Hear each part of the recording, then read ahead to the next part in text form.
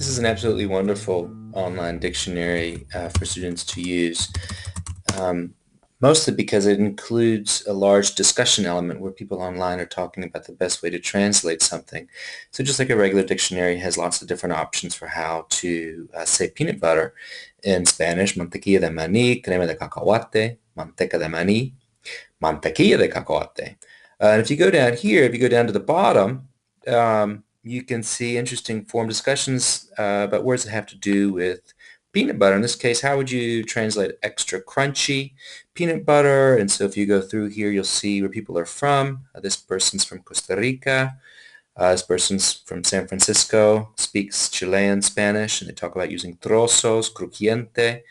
And then, of course, you have the person emphasizing the Mexican translation, which would be crema de and cacahuate versus mantequilla de maní. And, of course, then the person who started this thread at the top, who's from Costa Rica, says, well, I'm interested in mantequilla de maní because that's the way people talk about it in Costa Rica. So, again, a wonderful dictionary for students to use online to find translations for words.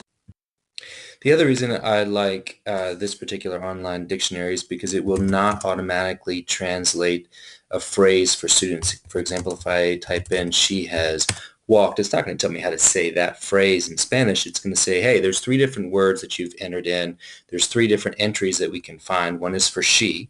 The other one could be for has and walked. In this case, if I click on walked, it's going to take me to the word for to walk in Spanish. In this case, which is caminar. There's also a list of a lot of other words that have to do with to walk. Student can quickly and easily from here access the conjugator, and then they'll have to retype in the word that they want to conjugate, in this case, caminar. So again, this is a wonderful tool for students to use.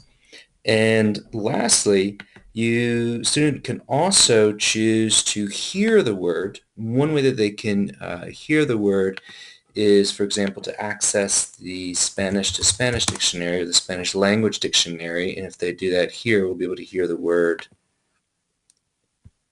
caminar. Caminar, There it is, caminar. caminar. And from here, you should also be able, you can access words like sinónimos, which is nice. So a student can then see a lot of other synonyms. Can go back to English and can also conjugate the word, again, just like we had seen in that previous picture. So this is a wonderful tool, much quicker than a paper dictionary, but basically giving the same information in addition to hearing a word pronounced.